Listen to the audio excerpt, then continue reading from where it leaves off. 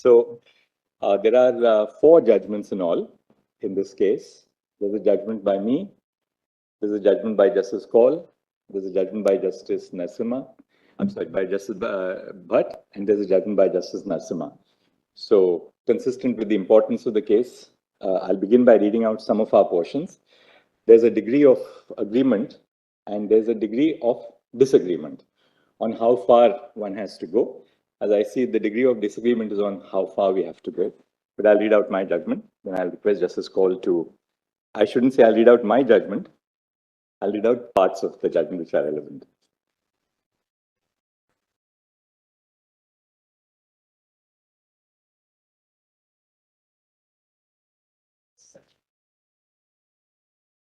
I've dealt with the issue of judicial review and separation of powers. I'll just briefly refer to some of those extracts. The doctrine of separation of powers, as it is traditionally understood, means that each of the 3 organs of the state perform distinct functions in distinct spheres. No branch performs the function of any other branch. Actually, Mr. Sibal, Mr. Solicitor, all of you can take a seat. I mean, you don't have to stand to receive the judgment. It will take a little time, so you can all be seated for a bit. Objection. The traditional understanding of this doctrine, also termed the pure doctrine, does not animate the functioning of most modern democracies. That our constitution does not reflect a rigid understanding of this doctrine has long been acknowledged by the court. In practice, a functional and nuanced version of this doctrine operates, where the essential functions of one arm of the state are not taken over by another arm, and institutional comity guides the actions of each arm. In other words, the functional understanding of the separation of powers demands that no arm of the state reigns supreme over another. The Union of India suggested that this court would be violating the doctrine of separation of powers if it determines the list in this case. The separation of powers undoubtedly forms a part of the basic structure of the Constitution, but equally the power of courts to conduct judicial review is also a basic feature of the Constitution. The doctrine of separation of powers certainly does not operate as a bar against judicial review. In fact, judicial review promotes the separation of powers by seeing to it that no organ acts in excess of its constitutional mandate. It ensures that each organ acts within the bounds of its remit. Further, as discussed in the previous segment of this judgment, the Constitution demands that this court conduct judicial review and enforce the fundamental rights of the people. The framers of our Constitution were no doubt conscious of this doctrine when they provided for the power of judicial review. Being aware of its existence and what it postulates, they chose to adopt Article 32, which vests this court with broad powers. The doctrine of separation of powers cannot therefore stand in the way of this court issuing directions, orders, or writs for the enforcement of fundamental rights. The directions, orders, or writs issued for this purpose cannot encroach upon the domain of the legislature. This court cannot make law. This court cannot make law. It can only interpret it and give effect to it. Page 73 पर एक correction है. Then I'm dealing with now in another segment of the judgment, which is titled Queerness is not urban or elite. The discussion in this segment has not scratched the surface of the rich history of the lives of LGBTQ persons in India, which continue into the present. Yet even the limited exploration of the literature and reportage on the subject makes it abundantly clear that homosexuality or queerness is not solely an urban concept, nor is it restricted to the upper classes of privileged communities. The discussion in the preceding paragraphs reveals the diversity of the queer population. People may be queer regardless of whether they are from villages, small towns, or semi-urban and urban spaces. Similarly, they may be queer regardless of their caste and economic location. It is not just the English-speaking man with a white-collar job who lives in a metropolitan city and is otherwise affluent who can lay claim to being queer, but also and equally the woman who works in a farm in an agricultural community. Persons may or may not identify with the labels queer, gay, lesbian, trans, etc., either because they speak languages which are not English or for other reasons.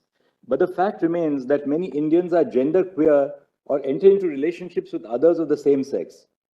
In the words of a person assigned female at birth who worked at a factory in Ajmer, and I've quoted to imagine queer persons as existing only in urban and affluent spaces is to erase them, even as they exist in other parts of the country.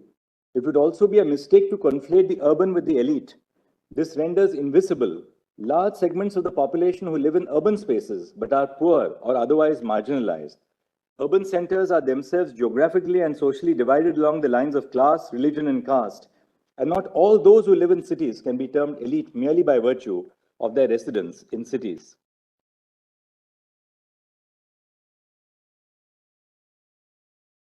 This walk through history is not an attempt by this court to take on the mantle of historians.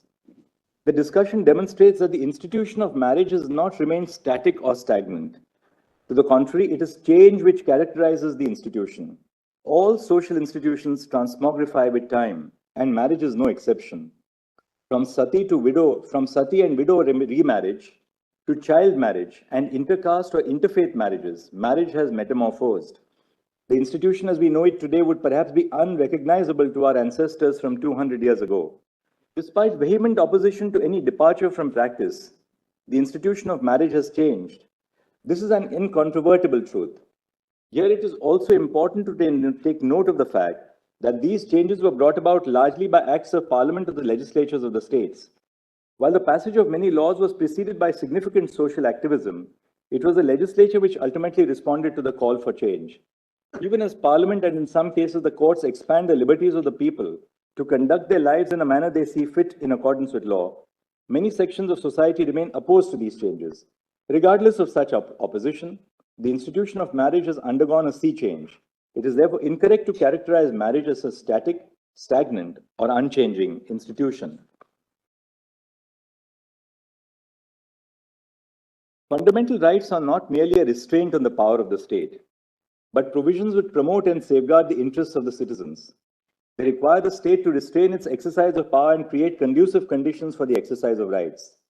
If such a positive obligation is not read into the state's power, then the rights which are guaranteed by the Constitution would become a dead letter.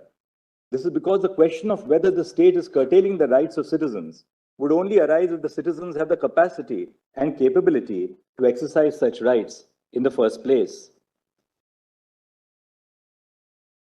The withdrawal of the state from the domestic space leaves the disadvantaged party unprotected, since classifying certain actions as being private has different connotations for those with and without power. In the case of personal relationships which are characterized by inequality, the actions of the more powerful person gains immunity from scrutiny and a degree of legitimacy. Thus, all activities in the private space dealing with intimate choices must not readily and blindly be categorized to be beyond the scope of the state's regulation. The state must assess if its interest in democratizing the private space overrides the interests of privacy in a given situation. In pursuance of the power conferred by Articles 245 and 246, read with entry 5 of the concurrent list, Parliament has enacted laws creating and regulating socio-legal institution of marriage. The state legislatures have made amendments to such laws with the assent of the President, since the subject of marriage is in the concurrent list. The petitioners seek that the court recognize the right to marry as a fundamental right. As explained above, this would mean that even if Parliament and the state legislatures have not created an institution of marriage in exercise of their powers in entry 5 of the concurrent list, they would be obligated to create an institution because of the positive postulate encompassed in the right to marry. This argument cannot be accepted. As explained in the previous section, the state through the instrument of law characterizes marriage with two constituent elements, the expressive component and the material component. Marriage may not have attained the social and legal significance it currently has if the state had not regulated through law. Thus, while marriage is not fundamental in itself, it may have attained significance because of the benefits which are realized through regulation.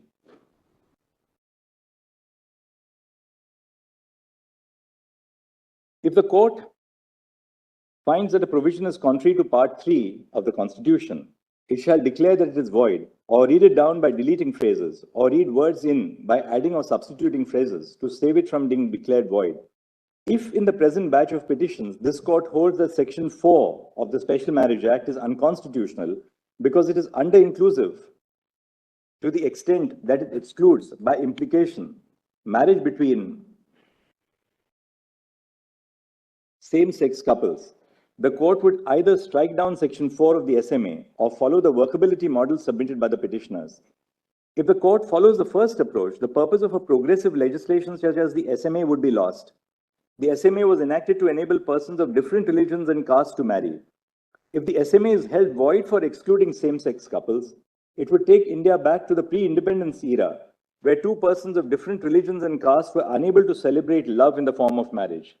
Such a judicial verdict would not only have the effect of taking the nation back to the era when it was clothed in social inequality and religious intolerance, would also push the courts to choose between eradicating one form of discrimination and prejudice at the cost of permitting another. If this court takes the second approach and reads words into the provisions of the SMA and provisions of other allied laws such as the Indian Succession Act and Hindu Succession Act, it would in effect be entering into the realm of the legislature. The submissions of the petitioners indicate that this court would be required to extensively read words into numerous provisions of the Special Marriage Act and other allied laws. The court is not equipped to undertake an exercise of such wide amplitude because of its institutional limitations. This court would in effect be redrafting the laws in the garb of reading words into the provisions. It is trite law that judicial legislation is impermissible. We are conscious that the courts usually first determine whether if the law is unconstitutional and then proceed to decide on the relief. However, in this case, an exercise to determine whether the SMA is unconstitutional because of under-inclusiveness would be futile because of the limitations of this court's power to grant a remedy. Whether a change should be brought into the legislative regime of the SMA is for Parliament to determine. Parliament has access to varied sources of information and represents in itself a diversity of viewpoints in the polity. The court, in the exercise of the power of judicial review, must be careful not to tread into the legislative domain. It is clarified that this court has not adjudicated upon the validity of any laws other than the SMA, the FMA, the adoption regulations, and the CARA circular. Page 153, page correction.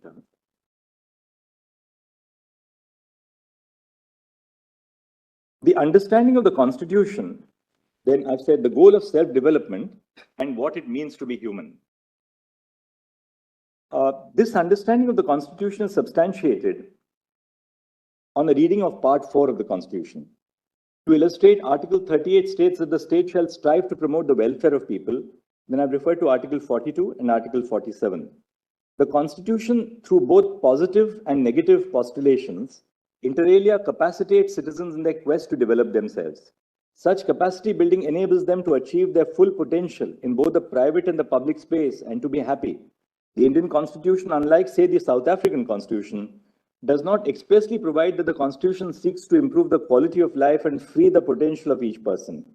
However, such an understanding can be gleaned from the provisions of Part 3 and Part 4. Thus, one of the purposes of the rights framework is to enable the citizenry to attain the goal of self-development. Humans are unique in many respects. We live in complex societies, are able to think, communicate, imagine, strategize, and to do more. However, that which sets us apart from other species does not by itself make us human. These qualities are necessary elements of our humanity, but taken alone, they paint an incomplete picture. In addition to these qualities, our ability to feel love and affection for one another makes us human. We may not be unique in our ability to feel the emotion of love, but it is certainly a fundamental feature of our humanity. We have an innate need to see and to be seen, to have our identity, emotions, and needs fully acknowledged, recognized, and accepted. The ability to feel emotions such as grief, happiness, anger, and affection, and the need to share them with others makes us who we are. As human beings, we seek companionship, and most of us value abiding relationships with other human beings in different forms and capacities. These relationships may take many forms: the natal family, cousins and relatives, friends, romantic partnerships, mentors or students. Of these, the natal family as well as the family created with one's life partner form the fundamental groups of society. The need and ability to be a part of a family forms a core component of our humanity. These relationships, which nourish the emotional and spiritual aspects of our humanity, are important in and of themselves. Further, they are as important to self-development as the intellectual and eventually financial nourishment we receive through education. Self-development cannot be measured solely in terms of educational qualifications and financial capabilities. Such a description is to forget what makes us human. It is insufficient if persons have the ability and freedom to form relationships unregulated by the state. For the full enjoyment of such relationships, it is necessary that the state accord recognition to such relationships. Thus, the right to enter into a union includes the right to associate with a partner of one's choice, according recognition to the association, and ensuring that there is no denial of access to basic goods or services which is crucial to achieve the goal of self-development. On the other hand, the state could indirectly infringe upon the freedom when it does not create sufficient space to exercise that freedom. A formal associational status or recognition of the association is necessary for the free and unrestricted exercise of the freedom to form intimate associations. Needless to say, there may be reasonable restrictions on this right. However, other than legally valid and binding restrictions, the right to intimate associations must be unrestricted. The state, by not endorsing a form of relationship, encourages certain preferences over others. In a previous segment of this judgment, we have discussed the tangible and intangible benefits of recognizing relationships in the form of marriage. While the tangible benefits of marriage are traceable to the content of law, the intangible benefits are secured merely because the state recognizes the relationship through the instrument of law. Intangible benefits in the form of expressive advantages exist irrespective of the content of the law. Even if the law does not grant any special material benefits to a relationship, the relationship would still be considered to be legitimate in the eyes of society. The freedom to choose a partner and the freedom to enjoy their society, which are essential components of the right to enter into a union and the freedom of intimate association, would be rendered odious if the relationship were to be discriminated against. For the right to have real meaning, the state must recognize a bouquet of entitlements which flow from an abiding relationship of this kind. A failure to recognize such entitlements would result in systemic discrimination against queer couples. Unlike heterosexual couples who may choose to marry, queer couples are not conferred with the right to marry by statute. To remedy this, during the course of the hearing, the Solicitor General of India made a statement that a committee chaired by the Cabinet Secretary will be constituted to set out the rights which will be available to queer couples and unions. The committee shall set out the scope of the benefits which accrue to such couples.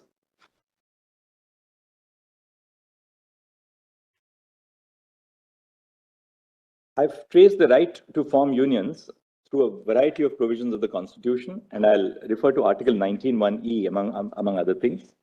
Citizens of India have the right to settle in any part of the territory of India in terms of Article 19(1)(e).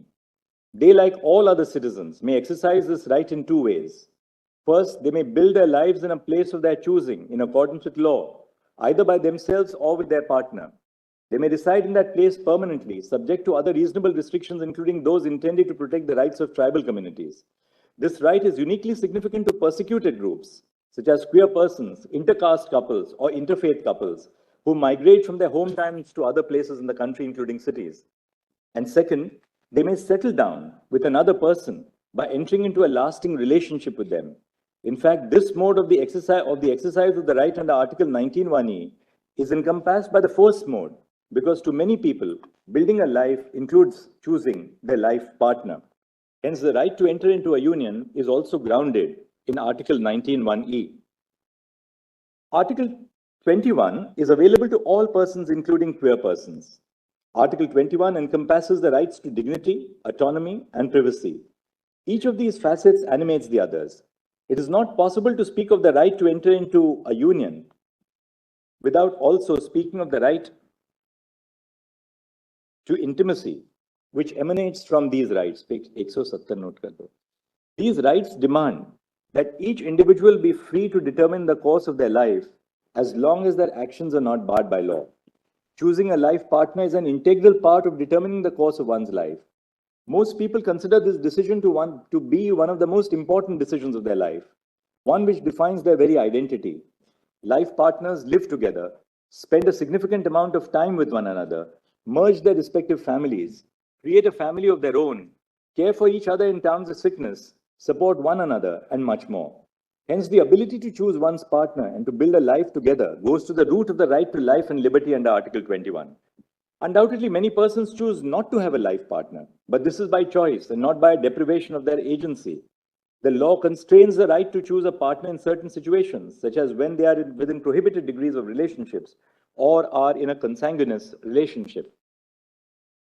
All persons, including members of the queer community, have the right to judge the moral quality of the actions in their own lives, and having judged their moral quality, have the right to act on their judgment in the manner they see fit.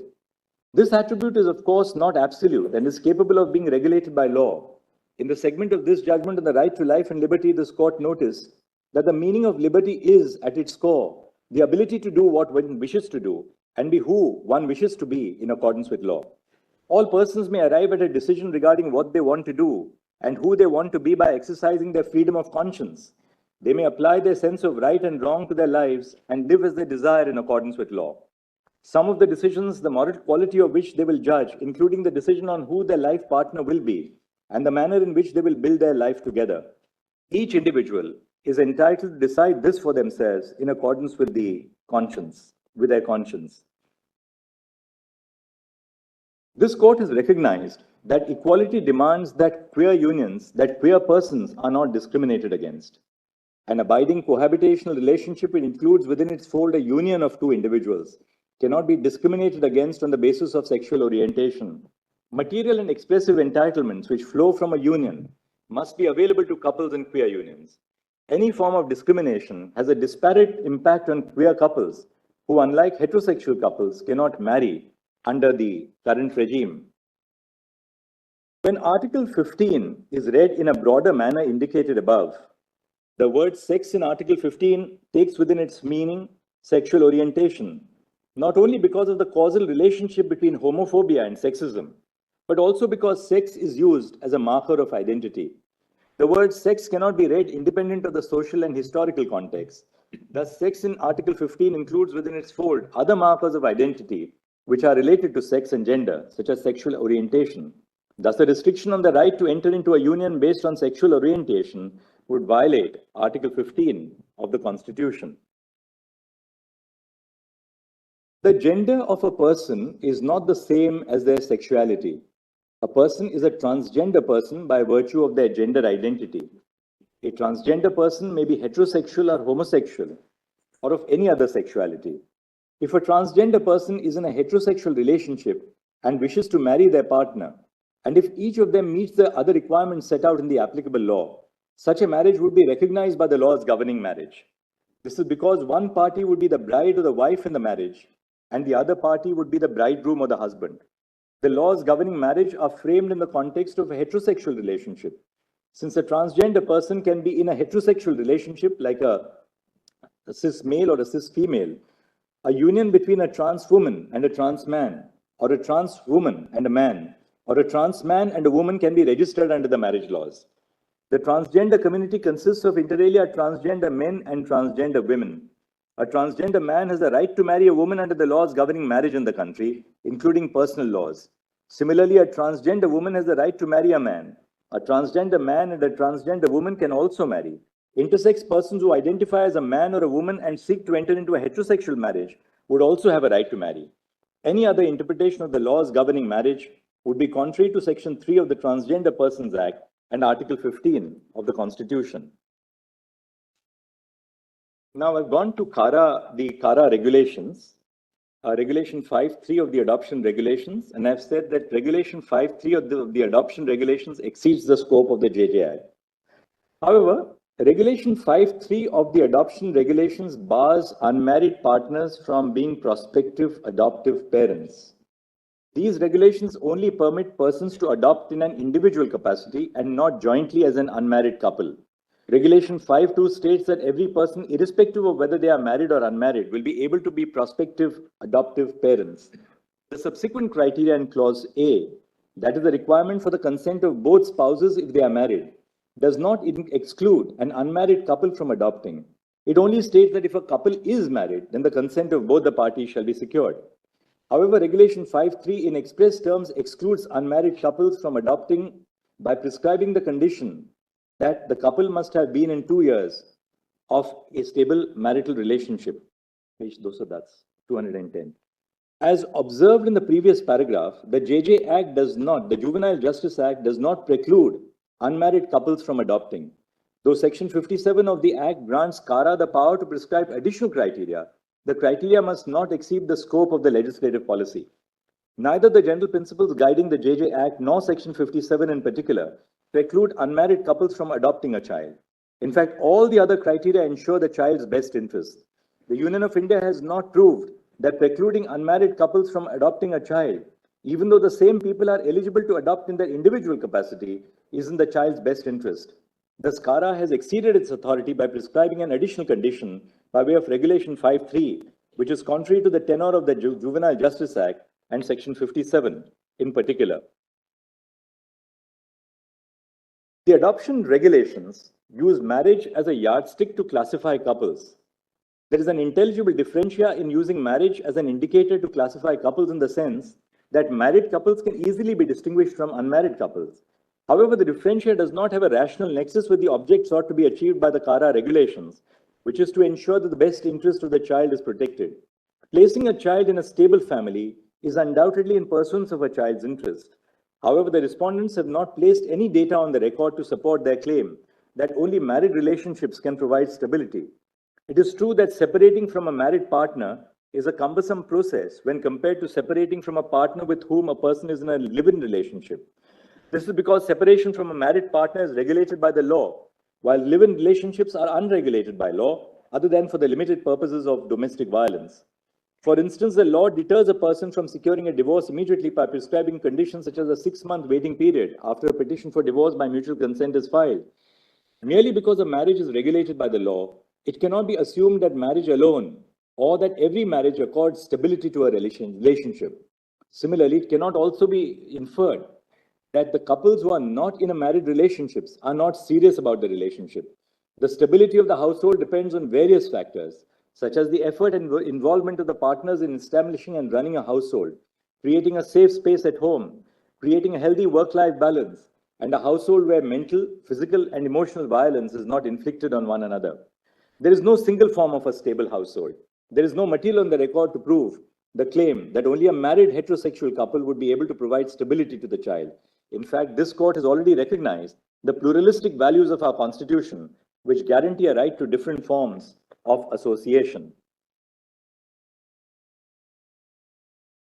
Regulation 5.3, though facially neutral, indirectly discriminates against atypical unions, such as the relationship between non-heterosexual partners, which have not been recognized by the state. Queer marriages have not been recognized by the state, and queer persons in atypical unions cannot yet enter into a marriage which is recognized by the state. Though the additional criteria prescribed by the adoption regulations would also affect a heterosexual person's eligibility to adopt a child, it would disproportionately affect non-heterosexual couples. This is because the state has not conferred legal recognition to unions between queer persons in the form of marriage. Consequently, an unmarried heterosexual couple who wishes to adopt a child has the adoption of marrying to meet the eligibility criteria for adoption. However, this option is not available to queer couples. When Regulation 5.3 is understood in the light of this position, a queer person who is in a relationship can only adopt in an individual capacity. This exclusion has the effect of reinforcing the disadvantage already faced by the queer community. The law cannot make an assumption about good and bad parenting based on the sexuality of individuals. Such an assumption perpetuates a stereotype based on sexuality that only heterosexuals are good parents and all other parents are bad parents, which is prohibited by Article 15. This assumption is not different from the assumption that individuals of a certain class or caste or religion are better parents. In view of the above observations, the adoption regulation is violative of Article 15 for discriminating against the queer community. According to the adoption regulations, unmarried couples cannot jointly adopt a child. Though the additional criteria prescribed by the CARA circular would also affect a heterosexual person's eligibility to adopt a child, it would disproportionately affect non-heterosexual couples. This is because the state has not conferred legal recognition to the unions between queer persons in the form of marriage. Consequently, an unmarried heterosexual couple who wishes to adopt a child has the option of marrying to meet the eligibility criteria for adoption. However, this is not an option for queer couples. When the CARA circular is read in the light of this legal position, a person of the queer community would be forced to choose between their wish to be an adoptive parent and their desire to enter into a partnership with a person they feel love and affinity with. This exclusion has the effect of reinforcing the disadvantage already faced by the queer community. For these reasons and the reasons recorded in section D so and so, the CARA circular is violative of Article 15 of the Constitution.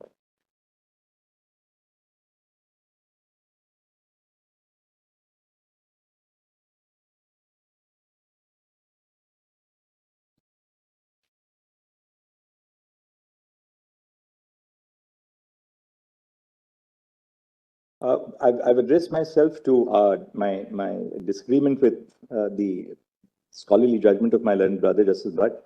My learned brother relies on the example of Article 19(1)(d) to buttress this point. He states that in the absence of a law which casts a duty on the state to provide transportation through roads, a citizen cannot approach the court and seek the construction of a road to enforce the right to move freely. The opinion of my learned brother fails to have noted the judgment of a three-judge bench of this court in state of Himachal Pradesh versus Umed Ram Sharma. I'll not read the rest of that.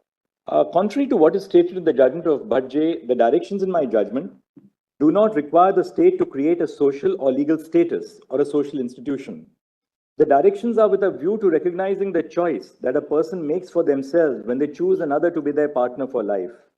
The directions seek to make that choice a meaningful one. Nowhere do they create an institution of any kind. Rather, they give effect to the fundamental rights in Part 3 of the Constitution. This is the mandate of this court under Article 32, which says that the Supreme Court shall have the power to issue directions or orders or writs for the enforcement of any of the rights conferred by this part. No response is forthcoming to my detailed exposition of the scope of the powers of this court under Article 32. In section D1 of my judgment, in fact, Justice Bhat himself recognized that courts often enable and oblige the state to take measures. My learned brother also arrives at the conclusion that the state is indirectly discriminating against the queer community, but fails to exercise the power vested in this court by Article 32 to alleviate this discrimination in any way. This court is not through judicial diktat creating a legal regime exclusively for persons of the queer community, but merely recognizing the duty of the state to recognize the entitlements flowing from exercising the right to choose a life partner. Page 234. The judgment of my learned brother contradicts itself when he holds that the SMA is not discriminatory by relying on its object on the one hand, and that the state has indirectly discriminated against the queer community because it is the effect and not the object which is relevant on the other. My learned brother discusses in detail the deprivation, exclusion, and discrimination faced by the queer community. In effect, he firstly recognizes that they have a right not to be discriminated against, and secondly holds that the actions of the state have the effect of discriminating against them. However, he does not take the step which logically flows from such a ruling, which is to pass directions to obviate such discrimination and ensure the realization of the rights of the queer community. I cannot bring myself to agree with this approach. The realization of a right is effectuated when there is a remedy available to enforce it. The principle of ubi just, ibi remedium, that is, an infringement of a right as a remedy, which has been applied in the context of civil law for centuries, cannot be ignored in the constitutional context. Absent the grant of remedies, the formulation of doctrines is no more than judicial platitudes. In view of the deeming fiction created by Section 12 of the Hindu Adoptions and Maintenance Act 1956 and Section 63 of the JJ Act, an adopted child is a legitimate child of the adopting couple. The manner of determination of legitimacy prescribed by Section 112 of the Indian Evidence Act shall not apply in view of the deeming fiction created by Section 12 of the Hindu Adoptions and Maintenance Act and Section 63 of the JJ Act. Thus, all the benefits which are available under the law to a legitimate child who has been validly adopted of a married couple will equally be available to the legitimate child of an unmarried couple. For example, Section 20 of the Hindu Adoptions Act, which provides that a Hindu is to maintain their children, does not make any distinction between a legitimate child of a married and unmarried couple. Similarly, succession law in India does not differentiate between the child of a married and unmarried couple if the child has been adopted by following the due process of law. Further, the breakdown of the relationship of an unmarried couple will not lead to a change in applicable law, because the child will continue to be a legitimate child even after the breakdown of the relationship. It is therefore unclear what the disastrous consequences referred to are. My learned brother has also failed to address whether Regulation 5.3 is discriminatory for distinguishing between married and unmarried couples for the purpose of adoption, and for the disproportionate impact that it has on the members of the queer community, while simultaneously holding that the state cannot on any account make regulations that are facially or indirectly discriminatory on the ground of sexual orientation. Now I'll pronounce my directions. The first part of my directions are directions to obviate discrimination. Counsel for the petitioners and some counsel for the respondents advanced extensive submissions on the various forms of violence and discrimination that society and the state machinery inflict upon the queer community, and especially queer couples. This has been discussed in detail in the prefatory part of the judgment. Counsel sought directions to obviate such violence and discrimination. Now my directions. A. The union government, state governments, and governments of union territories are directed to 1. Ensure that the queer community is not discriminated against because of their gender identity or sexual orientation. 2. Ensure that there is no discrimination in access to goods and services to the queer community which are available to the public. 3. Take steps to sensitize the public about queer identity, including that it is natural and not a mental disorder. 4. Establish hotline numbers that the queer community can contact when they face harassment and violence in any form. 5. Establish and publicize the availability of safe houses or Garima Grahs in all districts to provide shelter to members of the queer community who are facing violence or discrimination. 6. Ensure that treatments offered by doctors or other persons which aim to change gender identity or sexual orientation are ceased with immediate effect. 7. Ensure that intersex children are not forced to undergo operations with regard only to their sex, especially at an age when they are unable to fully comprehend and consent to such operations. 8.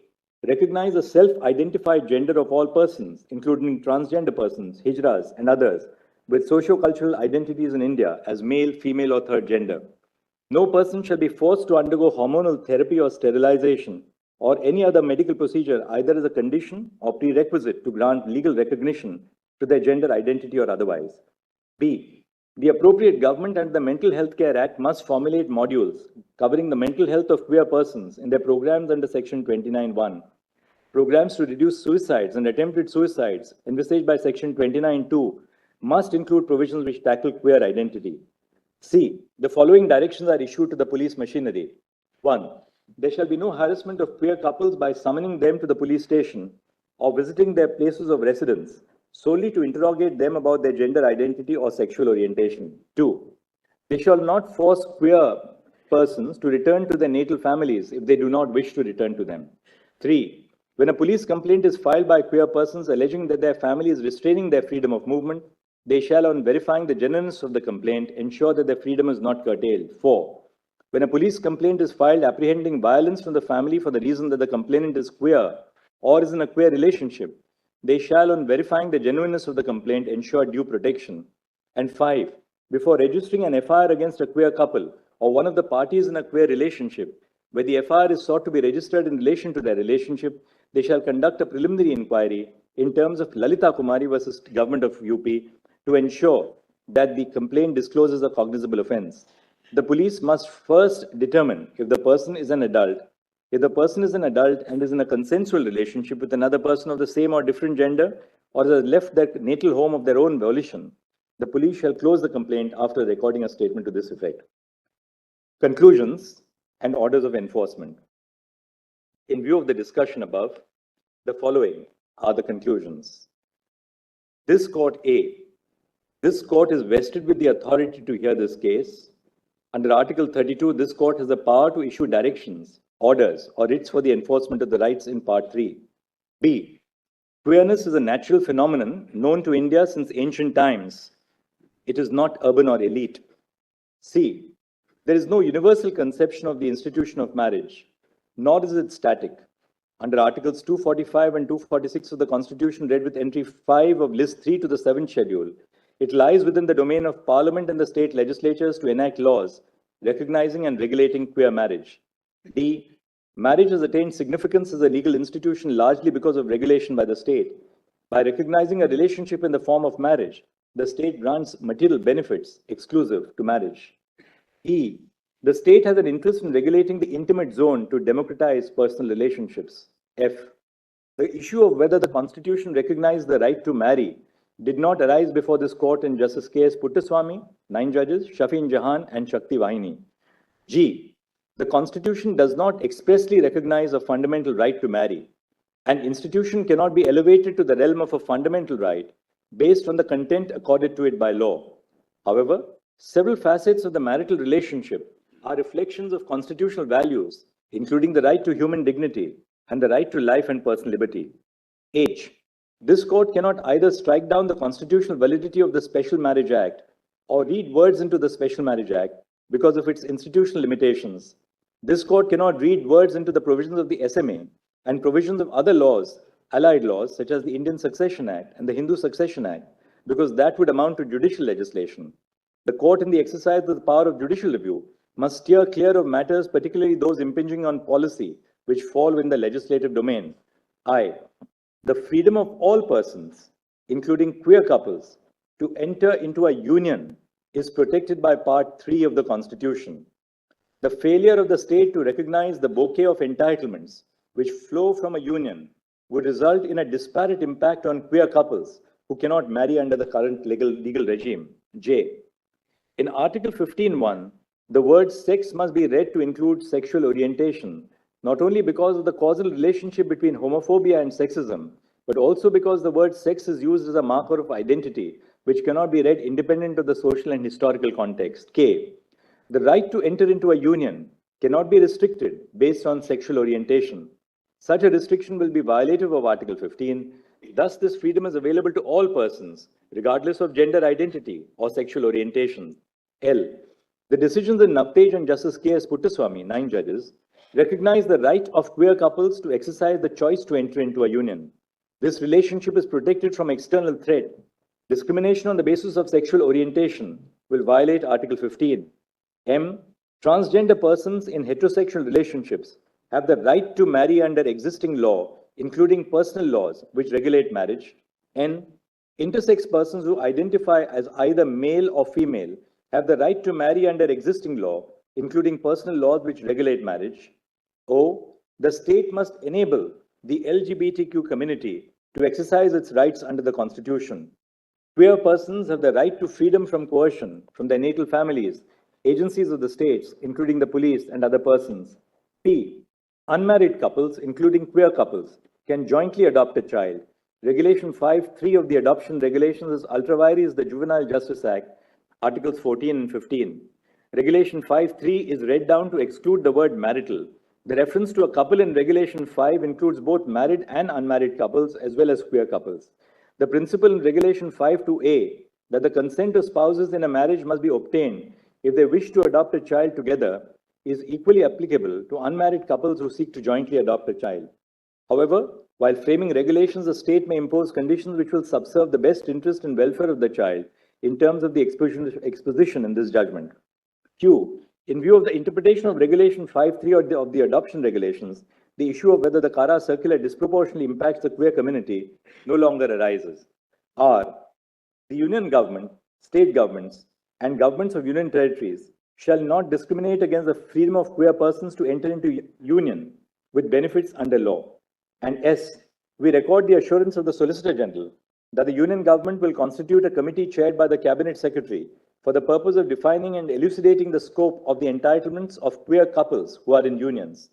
The committee shall include experts with domain knowledge and experience in dealing with the social, psychological, and emotional needs of persons belonging to the queer community, as well as members of the queer community. The committee shall, before finalizing its decisions, conduct wide stakeholder consultation amongst persons belonging to the queer community, including persons belonging to marginalized groups, and with the governments of the states and union territories. The committee shall, in terms of the exposition in this judgment, consider the following. 1. Enabling partners in a queer relationship, A, to be treated as a part of the same family for the purposes of a ration card, and B, to have the facility of a joint bank account with the option to name the partner as a nominee in case of death. 2. In terms of the decision in Common Cause versus Union of India, as modified by Common Cause versus Union of India 2, medical practitioners have a duty to consult family or next of kin or next friend in the event of patients who are terminally ill and have not executed an advance directive. Parties in a union may be considered family for this purpose. 3. Jail visitation rights and the right to access the body of the deceased partner and arrange the last rites. And 4. Legal consequences such as succession rights, maintenance, financial benefits such as under the Income Tax Act 1961, rights flowing from employment such as gratuity and family pension and insurance. The report of the committee chaired by the Cabinet Secretary shall be implemented at the administrative level by the union government and the governments of the states and the union territories.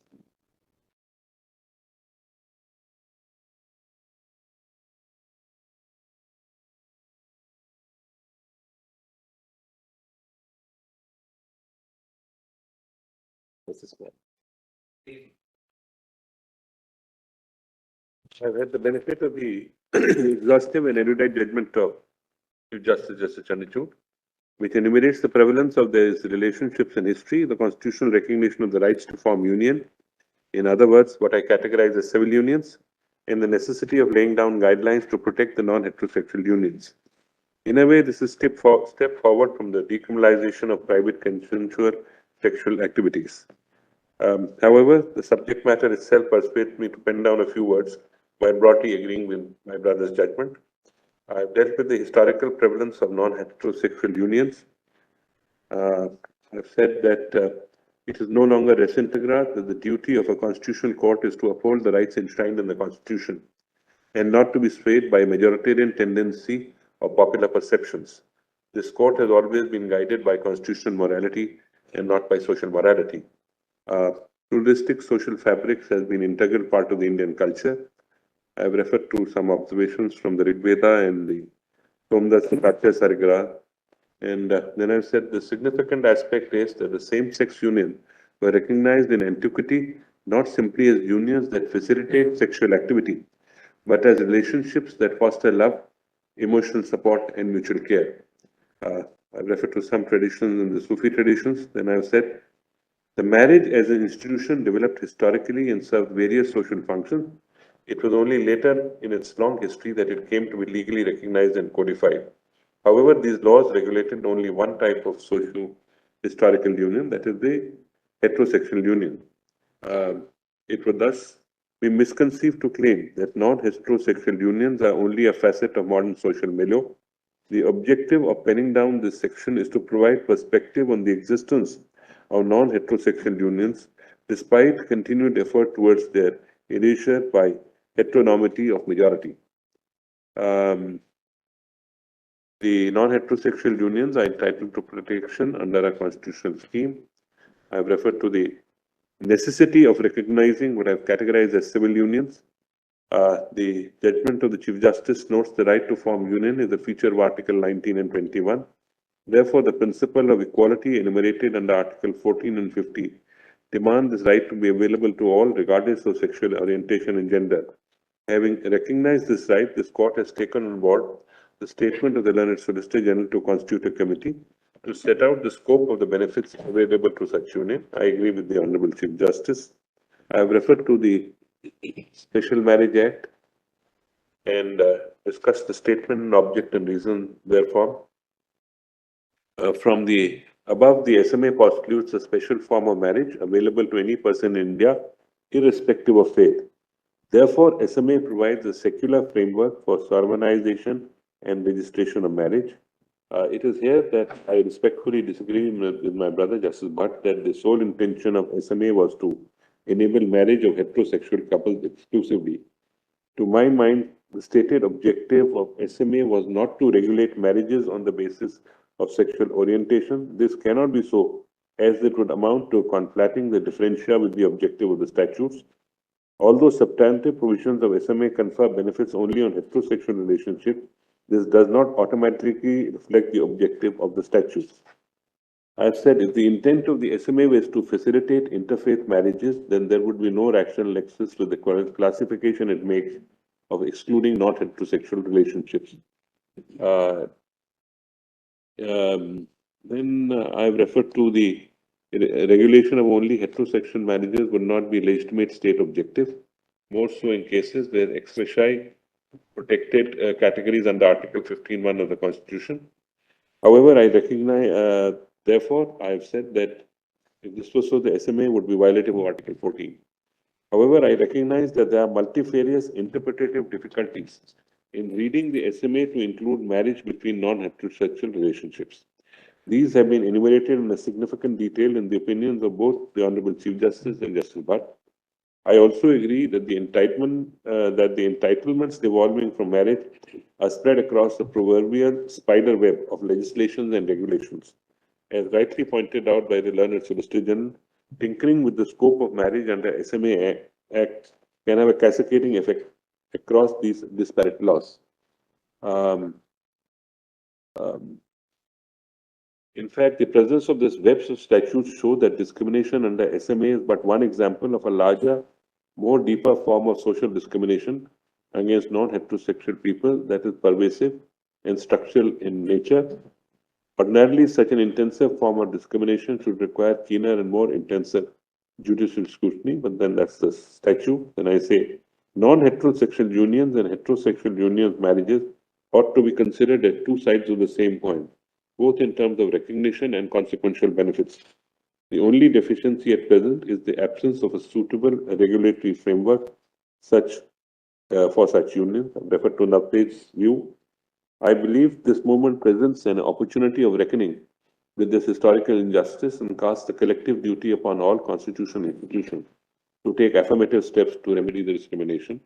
The next step in due course would be to create an edifice of governance that would give meaningful realization to the rights to enter into the union, whether termed as marriage or as unions.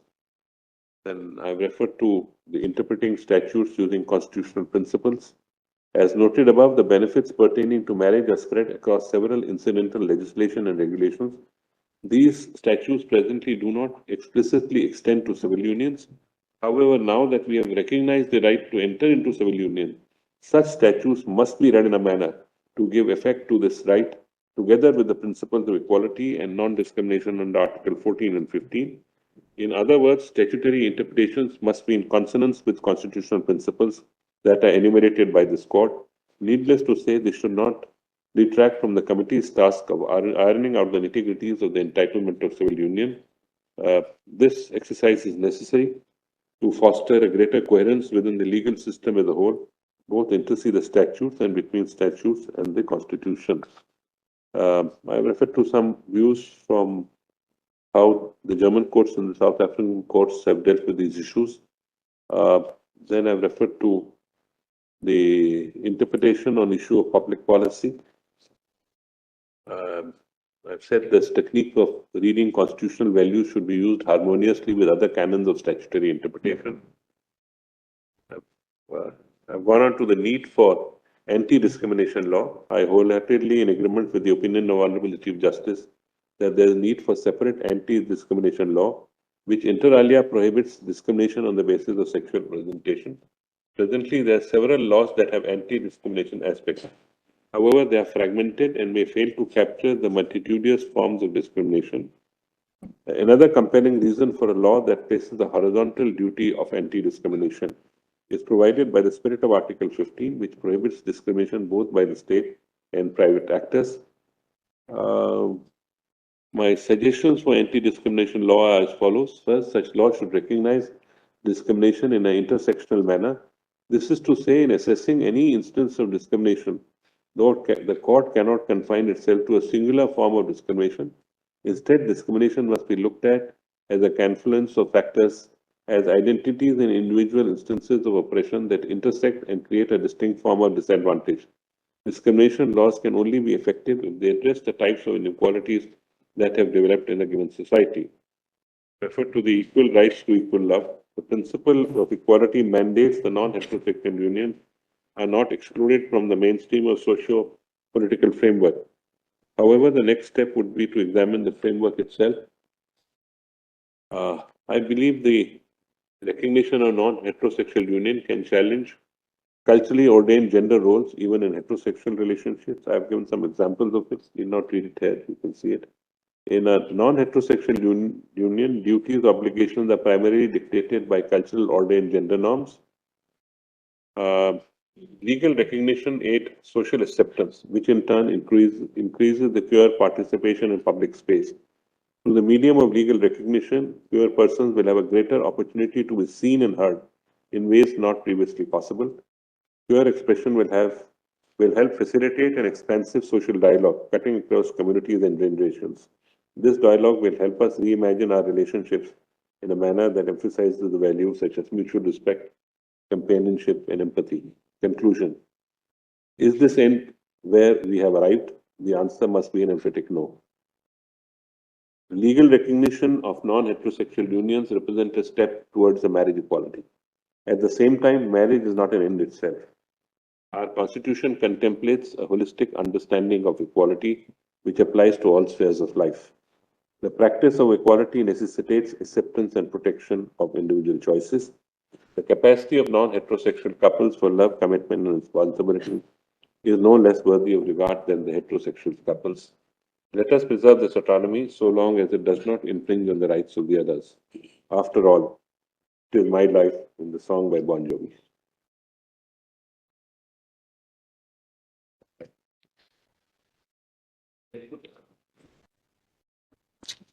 Having had the benefit of reading the draft and the revised opinions circulated by the learned Chief Justice, we find it necessary to pen our reasoning and conclusions in this separate judgment. The learned Chief Justice has recorded in detail the submissions by counsel and claims made. They therefore do not require iteration. Similarly, the sections addressing the Union government's preliminary objections, that is the discussion on the court's authority to hear the case and that queerness is a natural phenomenon that is neither urban nor elite, are parts we have no hesitation in agreeing with. However, we do not agree with the conclusions arrived by the learned Chief Justice and the directions issued. We do not agree with certain premises and conclusions that he has recorded. They are: one, that there exists no fundamental.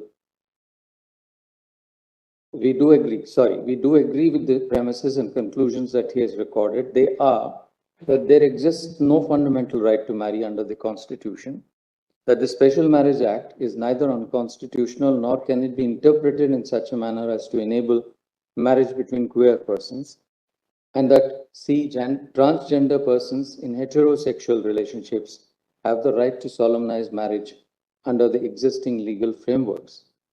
We have briefly highlighted our main points of agreement and reasoned in more detail those aspects with which respectfully we cannot persuade ourselves to concur. We had the benefit of perusing the concurring opinion of Justice Narasimha.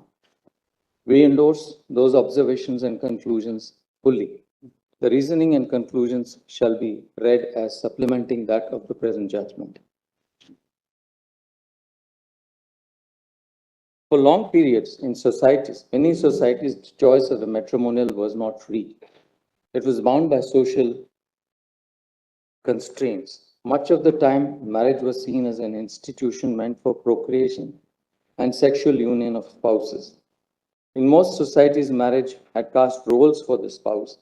They were fairly inflexible, with men controlling most decisions and women placed in a subordinate position with little or no voice, and for the longest time, no legal authority, autonomy, or agency. For millennia, custom, tradition, and law subordinated wives to husbands. Notions of equality of partners or their roles were uncommon, if not totally unheard of. All these underwent radical change.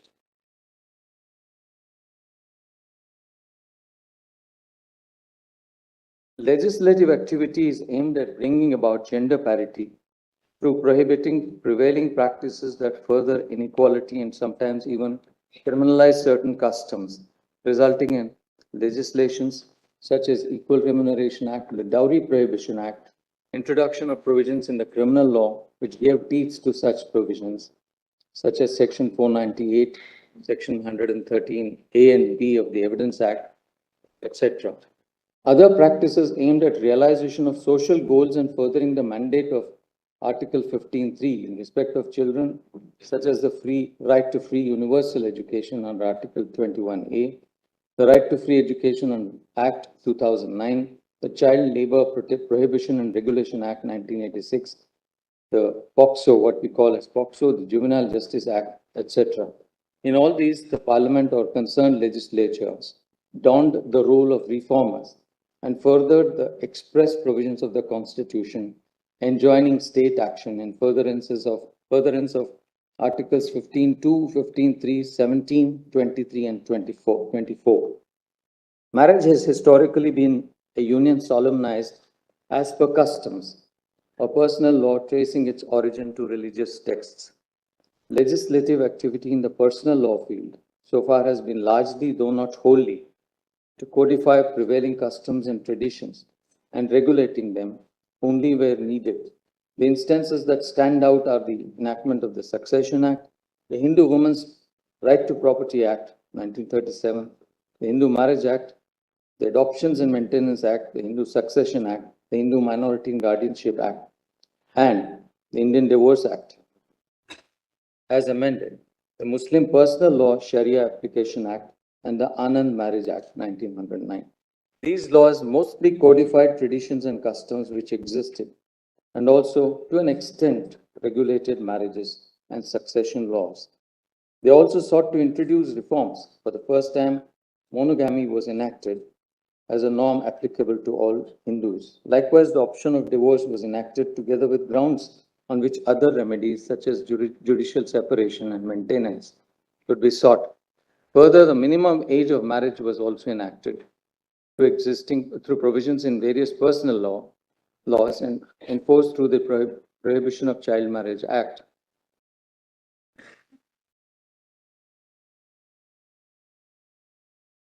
Thus seen that two kinds of legislations have regulated marriage. The first, like SMA, HMA, the Hindu Disabilities Removal Act and the Hindu Widows Remarriage Act removed barriers and enabled exercise of meaningful choice, especially to women.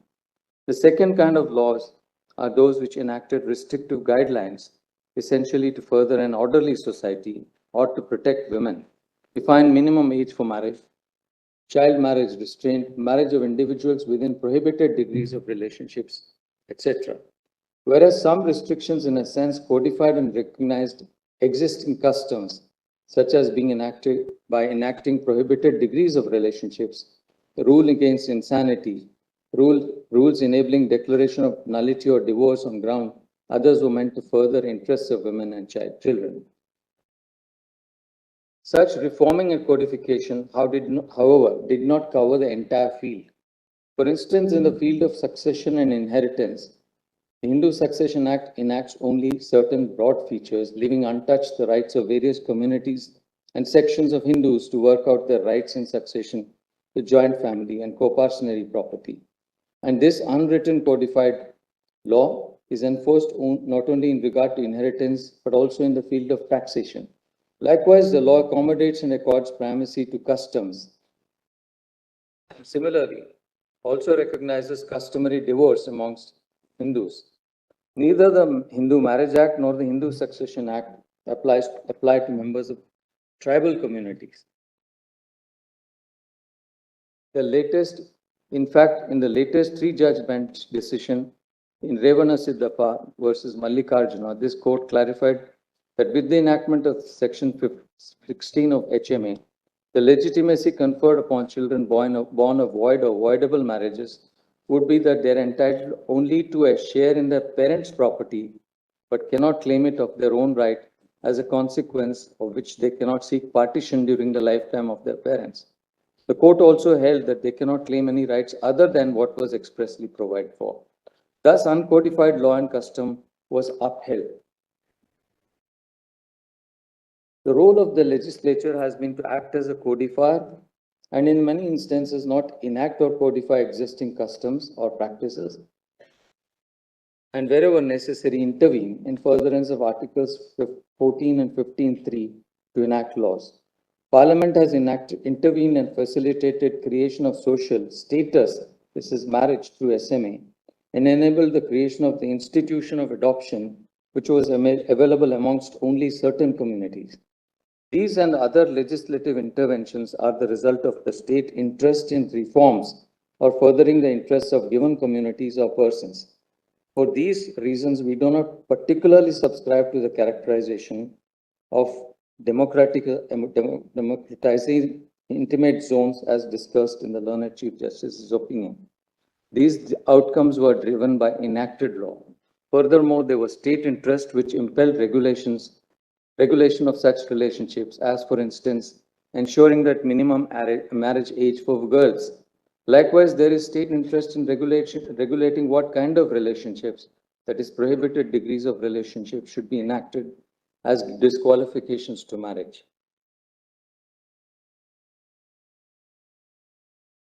Then there is a discussion or summation of the jurisprudence on Article 21 and the various facets which this court has recognized, such as privacy, choice, autonomy, and dignity.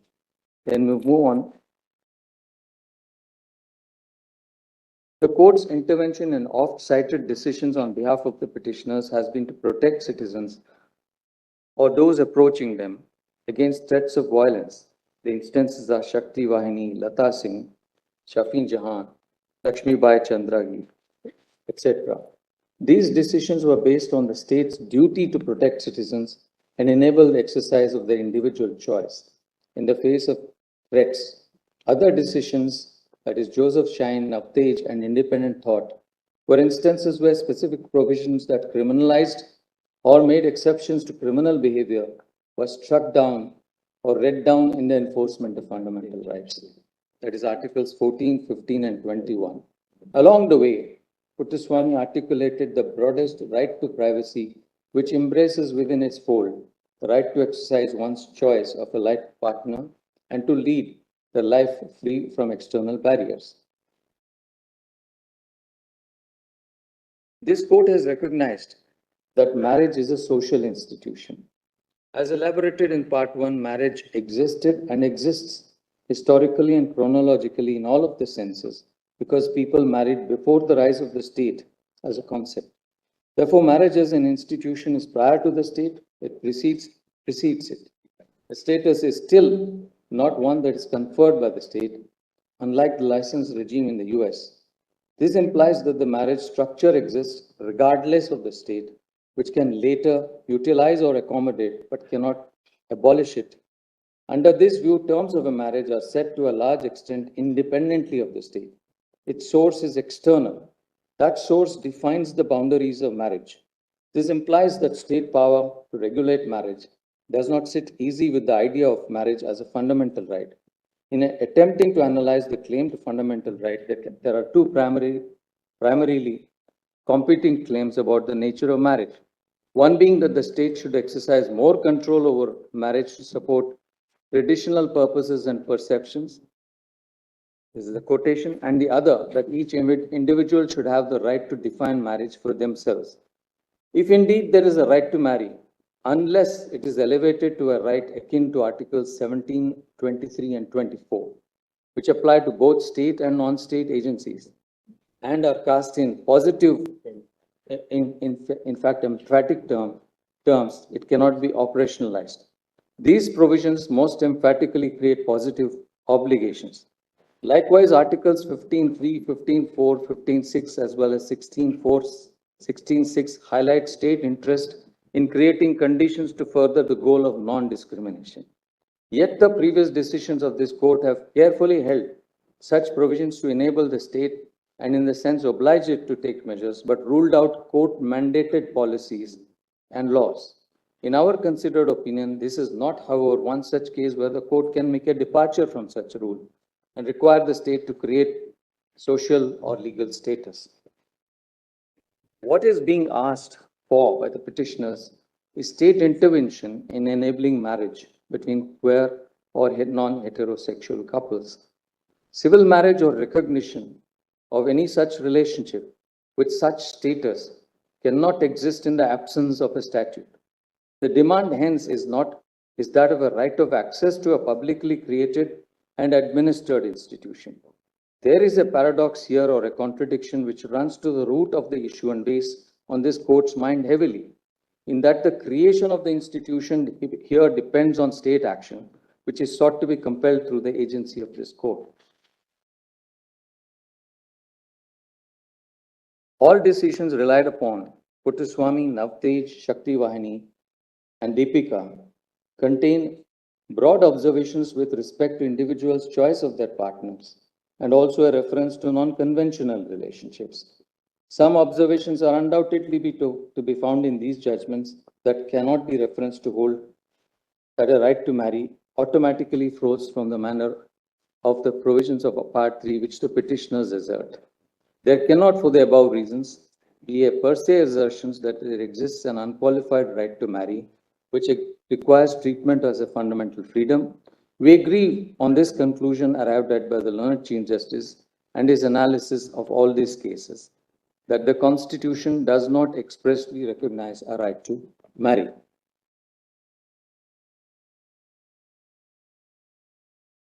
While we agree that there is a right which we characterize as a right to a relationship, which is recognized in Navtej, that the queer couples and other relationships of that kind can have a union. We characterize it as a right to relationship to avoid confusion. We squarely recognize that it falls within Article 21, as already recognized in these cases. The right to relationship here includes the right to choose a partner, to cohabit and enjoy physical intimacy with them, to live the way they wish to, and the other rights that flow from the right to privacy, autonomy, and dignity. They are, like all citizens, entitled to live freely and express this choice undisturbed in society. Whenever the right to enjoyment of such relationship is under threat of violence or coercion, the state is bound to extend necessary protection. That is the natural consequence of this court's judgments in Navtej, Puttaswamy, etc. If it is agreed that marriage is a social institution with which the state is unconcerned, except to the limited state interest in regulating some aspects of it, does it follow that any section of the society, leaving aside the issue of rights of non-heterosexual couples, which wishes for the creation of a like social institution, or even an entry into a zone which is not popular or otherwise does not fall within the institution of marriage, can seek relief of its creation by court intervention?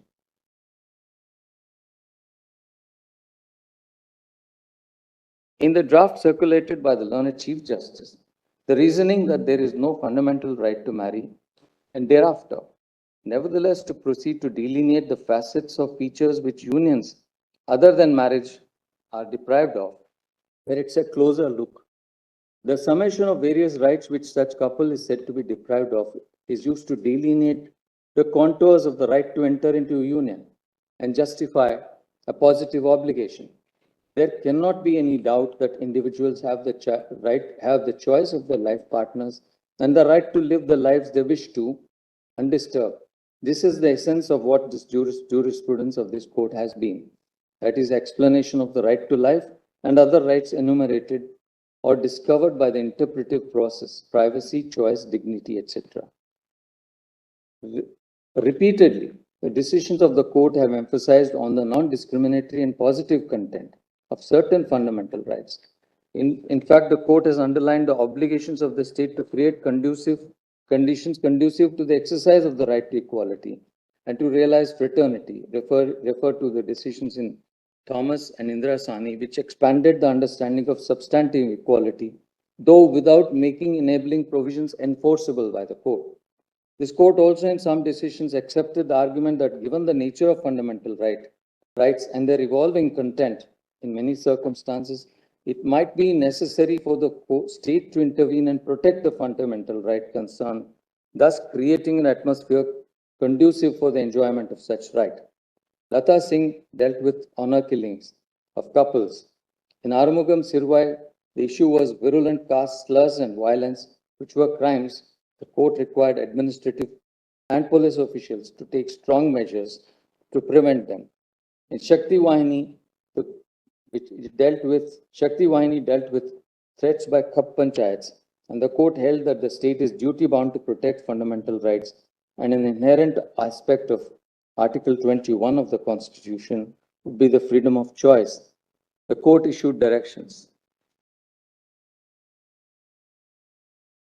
The judgment of the learned Chief Justice propounded a theory of a unified thread of rights, entitlements flowing from it, and how lack of recognition results in deprivation of the specified rights under Articles 19 and 25, in addition to Article 21. To the extent that assertion of sexual or gender identity in exercise of free speech, association, to express manifestations in whatever form are concerned, one cannot join issue.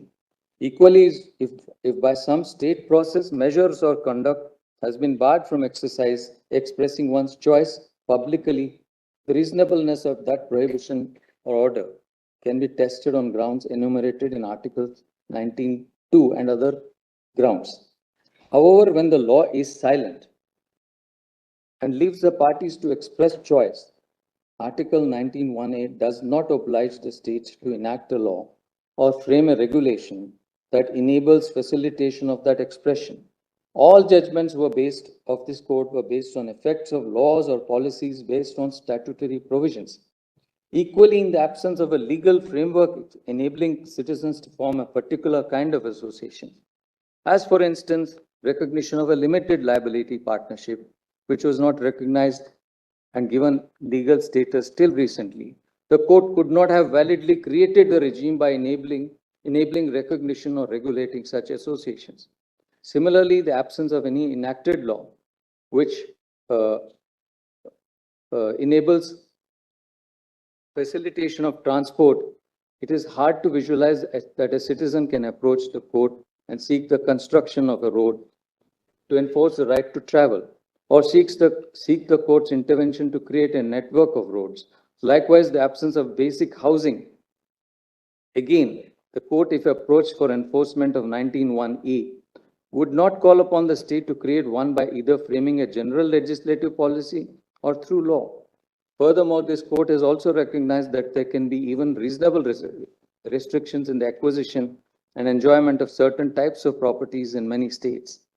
Given the nature of rights under Articles 19 and 21, the enjoyment of which are limited to the extent reasonable laws within the bounds of specified provisions, the enact in the legitimate jurisdiction of this court, it would be difficult to translate positive obligations as articulated by the learned Chief Justice's opinion. There is no difficulty about the right of two consenting persons to decide to live together, to cohabit, and create their unique idea of home, unconstrained by what others say.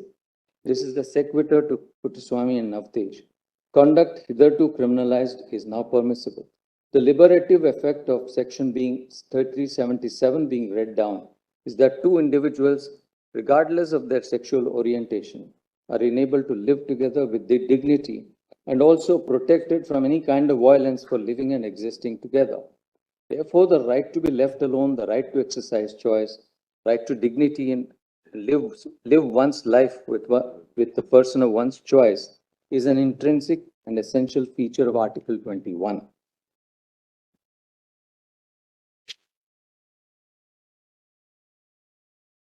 Even if we want to, for argument's sake, recognize an entitlement under the Constitution to enter into an abiding cohabitational relationship or union, in our opinion, it cannot follow to a claim for an institution.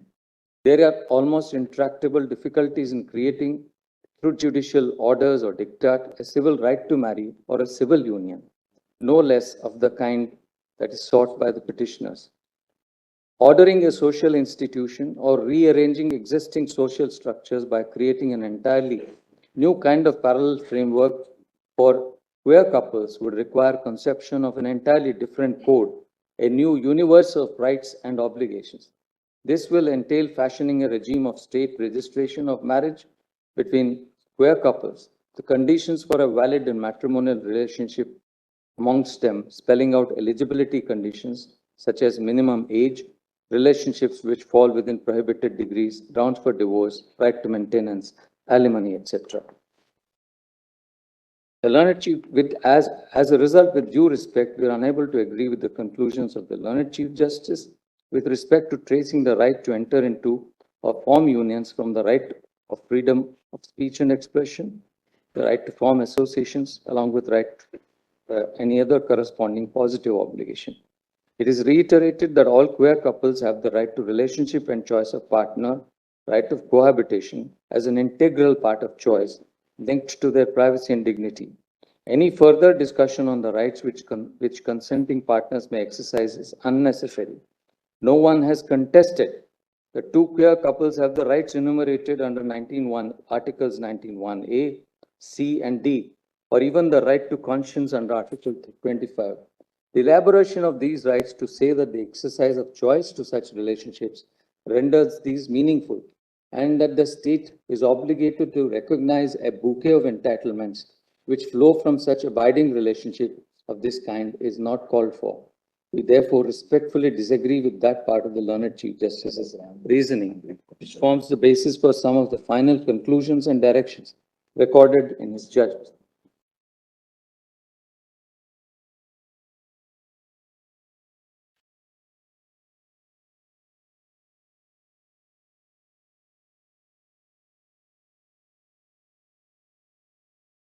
agree with the conclusions of the learned Chief Justice with respect to the inapplicability of the SMA, and we also add certain observations.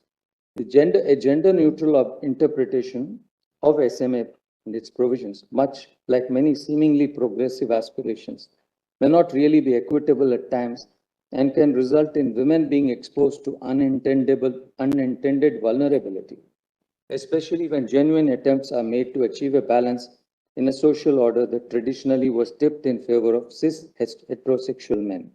The purpose of the terms like wife, husband, man, and women in marriage is to protect a socially marginalized demographic of individuals. For instance, women facing violence by their partner have a right to recourse under the Domestic Violence Act, which assures and is meant to assure that the victims are safeguarded and provided relief. In fact, provisions of SMA for alimony maintenance confer rights to women. Likewise, certain grounds of divorce, conviction of husband for bigamy, rape, etc., entitle the wife additional grounds. Other provisions enact separate degrees of prohibited relationships. Section 4C uses the term husband and wife. There are other provisions which deal with, which specifically used gendered terms. The general pattern of these provisions, including the specific provisions enabling or entitling women certain benefits and the effect of sections 19 to 21A, is that even if for argument's sake, it were accepted that section 4 could be read in gender neutral terms, the interplay of other provisions which could apply to such queer couples in such cases would lead to anomalous results, rendering the SMA unworkable.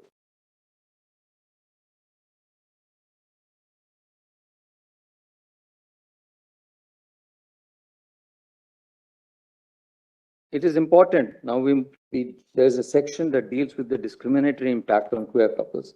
It is important to recognize that while the state ipso facto may have no role in the choice of two free-willed individuals to marry, it's characterizing marriage for various collateral and intersectional purposes, such as permanent and binding legal relationships, recognized as such between heterosexual couples only, and no other impacts queer couples adversely.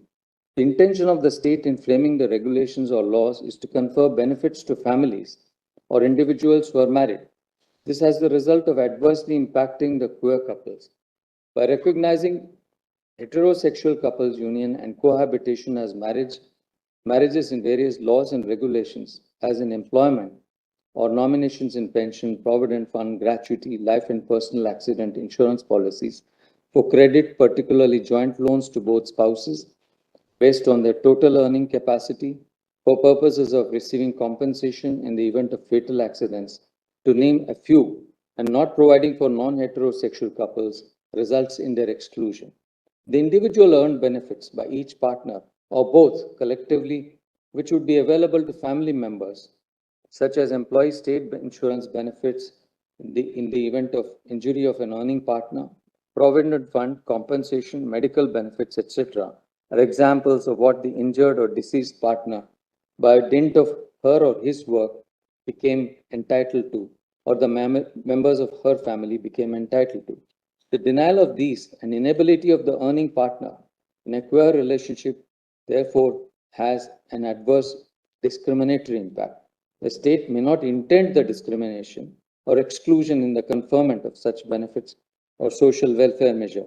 Yet the framework of these policies expressed in favor of those matrimonial relationships results in denial of entitlements despite the professional abilities and contributions which the individual might make to society. The objective of many of these laws or schemes is to confer or provide entitlements based on individual earning and contribution. For example, Provident Fund is payable due to the employee's personal contribution and status as employee. Similarly, objective entitlement of benefits of employees' state insurance, etc., flow from individual status, work, and effort. Major part of these benefits, or all of them, flow in the event of certain eventualities such as fatal accident or death. The design of these statutes and schemes is to enable both the concerned subscriber or the employee to receive them, or in an unforeseen event such as death, for his dependents to receive them. The restrictive way in which dependent or nominee excludes their enjoyment to the intended beneficiary. Addressing all these aspects and concerns means considering a range of policy choices and involving multiplicity of legislative architecture governing the regulations guided by diverse interests and concerns, many of them possibly coalescing. On 3rd of May 2023, during the course of the hearing, the learned Solicitor General, upon instructions, had expressed the Union's position that a high-powered committee headed by the Union Cabinet Secretary would be formed to undertake a comprehensive examination to consider such impacts and make suitable recommendations in that regard. So we proceed to agree with the learned Chief Justice's conclusions with regard to the right of transgender persons in heterosexual relations to marry under existing laws. On the issue of adoption, we express our disagreement and voice our concerns in the following manner.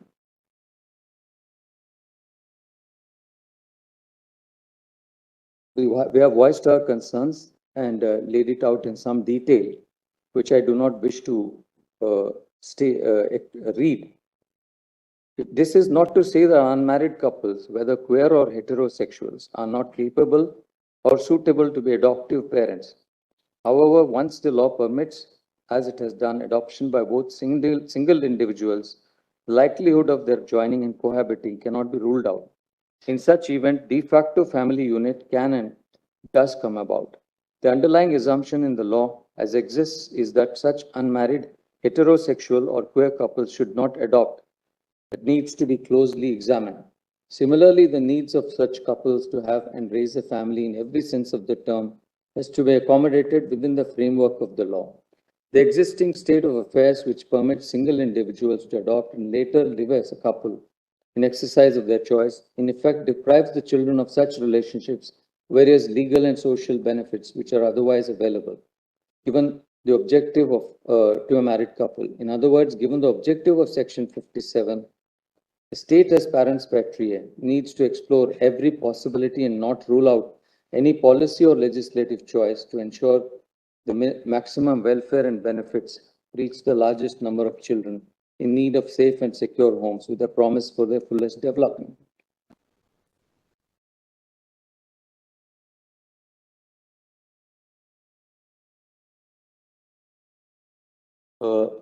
Response to the learned Chief Justice's comments on our draft, which I propose to read, part of which I propose to read.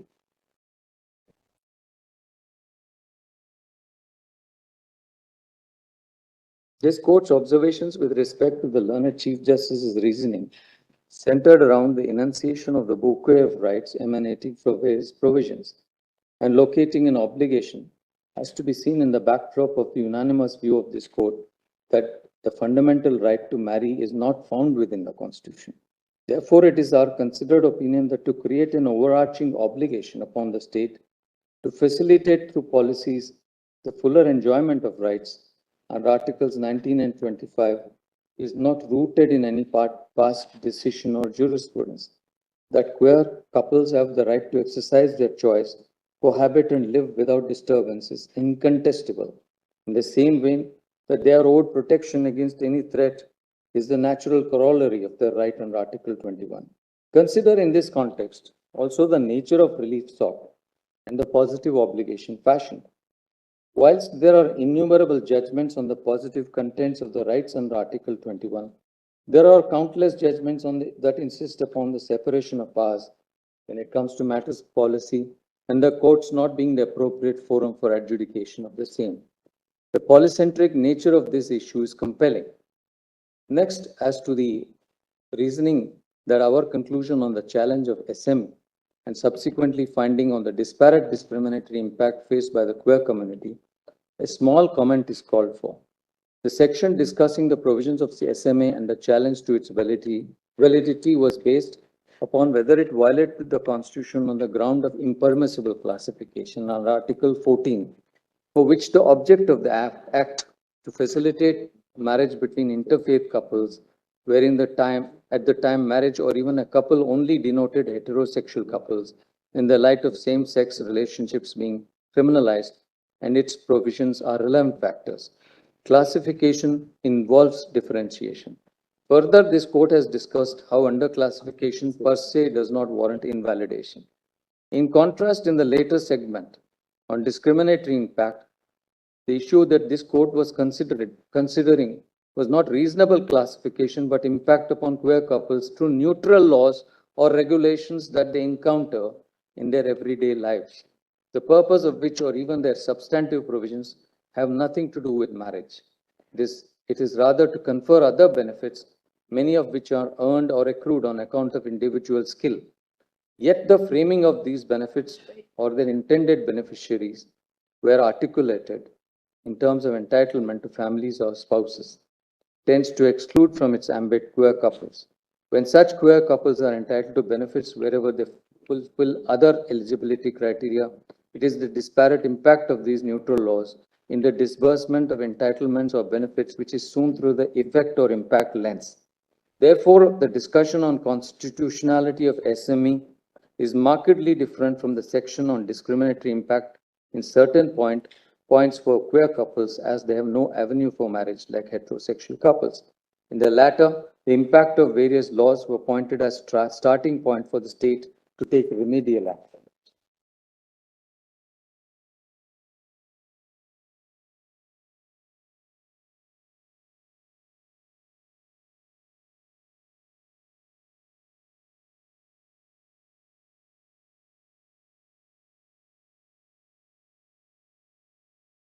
Be sorely mistaken if we presume what the queer community in all its diversity seeks and lays it out as a formaic framework. Many may welcome civil unions as a pragmatic first step, while some may find it yet to be another inequitable solution to the feeling of exclusion that persists in society against this community, and one which simply repackages the stigmatization felt. Many may desire marriage as understood in the traditional sense to escape their societal realities, a form of financial and social emancipation from opposing natal families, or diametrically opposite to assimilate and gain more social acceptance. Yet others may, as a result of their experience, reject altogether the institution of marriage and all the social obligations and associations that come with it, but still want protection of their rights. Certainly, what the former group may want does not hamper or hinder the latter in any manner, for it is a choice that they seek. That the state should facilitate this choice for those who wish to exercise it is an outcome that the community may agree upon. Yet the modalities of how it should play out, what it will entail, are facets that the state, here the legislature and the executive, needs to exercise its powers in furtherance of. Now, whether this will happen through a proactive action of the state or as a result of sustained public mobilization is a reality that will play out in India's democratic stage and something only time can tell. The state may choose from a number of policy outcomes. They may make all marriage and family related laws gender neutral or may create a separate SMA-like statute in gender neutral terms to give the queer community an avenue for marriage. They may pass an act creating civil unions or a domestic partnership, among the many other alternatives. Another consequence may be that rather than the union, the state legislature takes actions or enacts law. What is, however, certain is that in question of such polycentric nature, whether social or political, the court must exercise restraint and defer to the wisdom of the other branches of the state, which can undertake wide-scale public consultation, consensus building, and reflect the will of the people and be in their best interest. If as a result of this, a law is enacted that undermines or violates the constitutionally protected rights of an individual, no matter how minuscule, their right to seek redressal from this court is guaranteed. That the petitioners seek what many of us may deem to be normal or accepted next step in the life upon attaining certain age, a certain age and perhaps take for granted is not lost on us. Their desire for social acceptability in the manner that has been historically known, through the social recognition that marriage affords, and the lack of which causes them the feeling of exclusion and hurt, is one that, as individuals, especially donning the robes of justice, we can certainly have deep empathy with. However, we are deeply conscious that no matter how much we empathize with the outcome sought, the means to arriving at such a destination must be also legally sound and keep intact the grand architecture of our constitutional scheme. If we throw caution to the wind, we stand at the risk of paving the way, wherein each brick may feel justified to untold consequences that we could not have contemplated. While molding relief as a code, we must be cognizant that despite being empowered to see the capabilities of the law in its grand and majestic formulation, we must not be led aground because we are blinded by its glow. Now I pass on to read the conclusions and the final directions that we have summarized.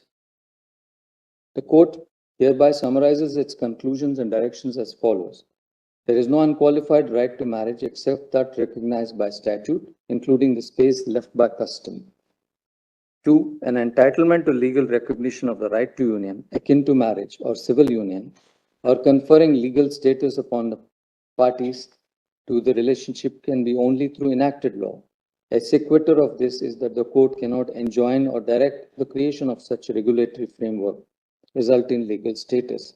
The finding in 1 and 2 should not be read as to preclude queer persons from celebrating their commitment to each other or relationship in whichever way they wish within the social realm. 4. Previous judgments of this court have established that queer couples have a right to union or relationship, be it mental, emotional, or sexual, flowing from the right to privacy, right to choice, and autonomy. This does not, however, extend the right to claim a legal entitlement to any legal status for the said union or relationship. The challenge to SMA on the ground of underclassification is not made out. Equality and non-discrimination are basic foundational rights. The indirect discriminatory impacts on relations in relation to earned or compensatory benefits or social welfare entitlements to which marital status is a relevant eligibility criteria for queer couples who exercise choice to form relationships have to be suitably addressed and removed by the state. These measures need to be taken with expedition because inaction will result in injustice and unfairness with regard to enjoyment of these benefits available to all citizens who are entitled and covered by such laws. As held earlier, this court cannot, within the judicial framework, engage in this complex task. The state has to study the impact of these policies and entitlements. Consistent with the statement before this court during the course of the proceeding, the union shall set up a high-powered committee chaired by the Cabinet Secretary to undertake a comprehensive examination of all relevant factors, especially including those outlined above. In the conduct of such exercise, the concerned representatives of all stakeholders and the views of all states and union territories shall be taken into account. The discussion on discriminatory impacts is in the context of effects of the existing regimes on the queer couples. When a heterosexual couple's right to live together is not contested, the logic of the discriminatory impact faced by queer couples cohabiting together would definitionally, however, not apply to them. Transgender persons in heterosexual relationships have the freedom to and entitlement to marry. Regulation 5.3 of CARA regulations cannot be held void. At the same time, the court is of the opinion that CARA and the central government should appropriately consider the realities of de facto families where single individuals are permitted to adopt and thereafter start living in a non-matrimonial relationship. In an unforeseen eventuality, the adopted child in question could face exclusion from the benefits otherwise available to adopted children of married couples. This aspect needs further consideration for which the court is not the appropriate forum. Furthermore, the state shall ensure, consistent with the previous judgments of this court, that the choice exercised by the queer and LGBTQ couples to cohabit is not interfered with and they do not face any threat of violence or coercion. All necessary steps and measures in this regard shall be taken. The respondent shall take suitable steps also to ensure that queer couples and transgender couples are not subjected to any involuntary medical or surgical treatment. The above directions are in relation to transgender persons are to be read as part of and not in any manner whittling down the directions in NALSA, supra, so far as they apply to transgender persons. The questions are disposed of in the above terms.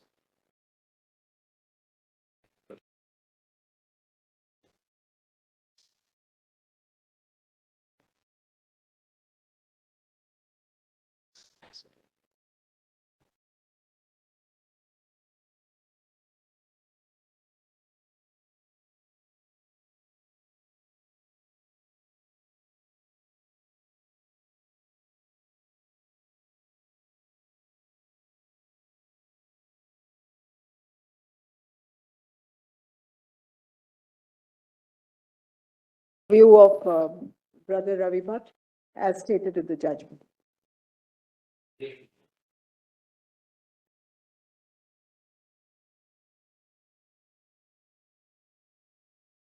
I am conscious of the ordeals that arise from multiplicity of judicial opinions in cases involving constitutional questions. Here I consider it worthwhile to pen the present opinion given the significant nature of the questions involved. Polyvocality in the exercise of adjudicatory function may not necessarily be viewed with discomfort if complemented with judicial discipline. It is truly reflective of diversity of judicial thought. At the very outset, I have given my conclusions while agreeing with the opinion of Justice Bhat. I will read the conclusions.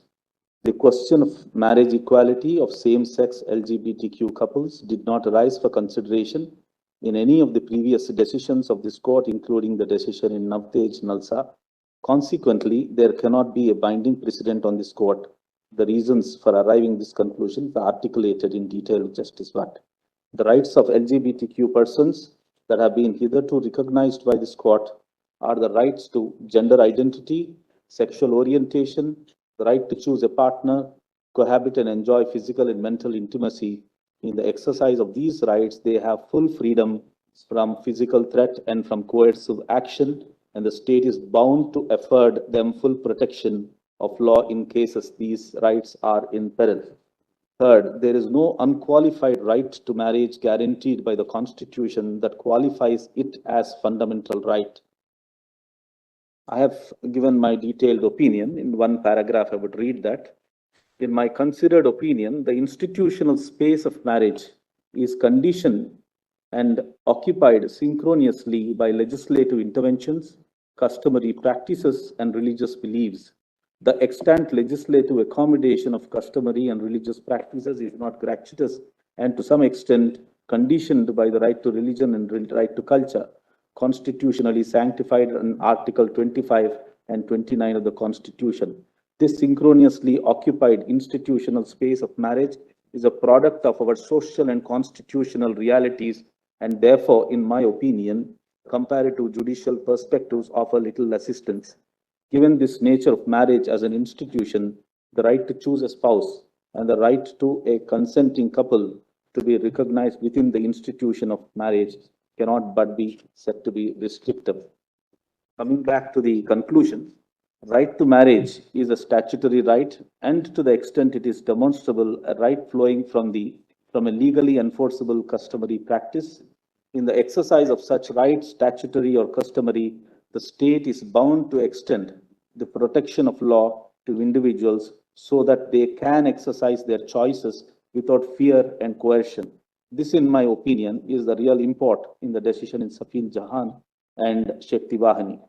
The constitutional challenge to Special Marriage Act 1954 and Foreign Marriage Act must fail for the reason indicated in the opinion of Justice Bhat.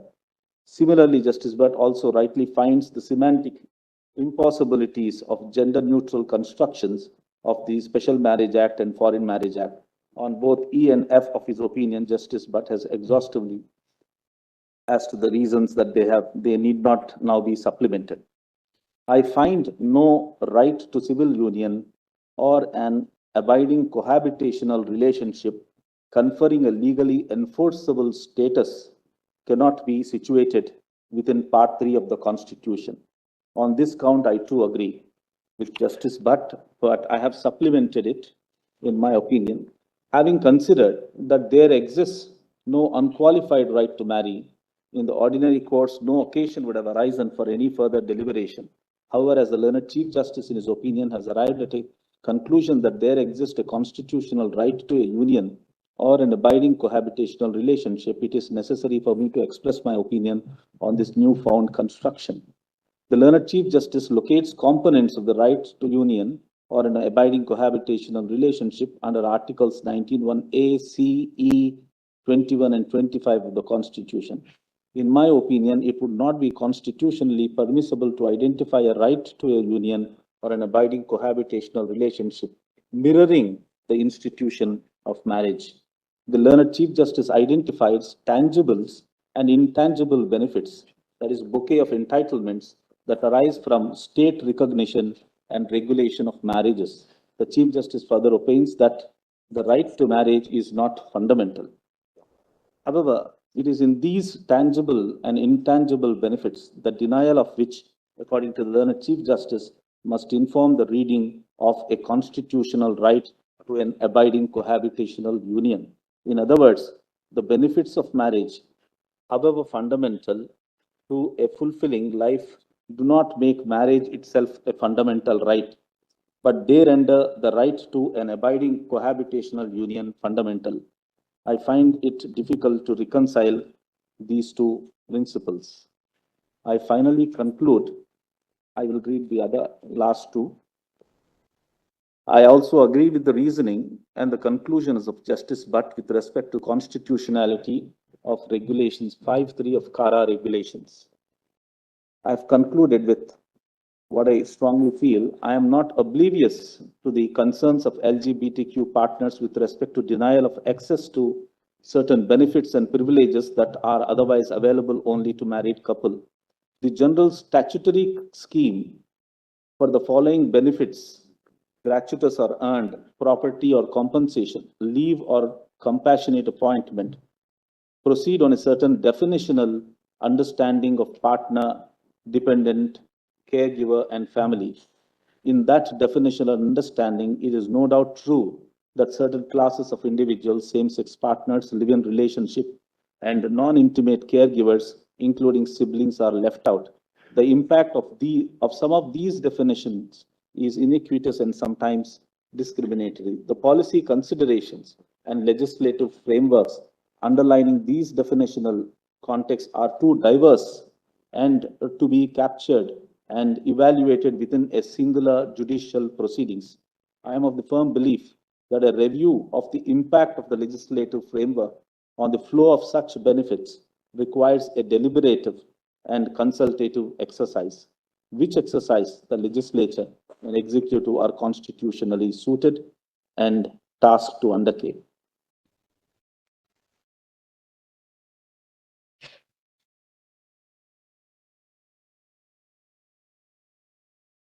Thank you very much. Thank you.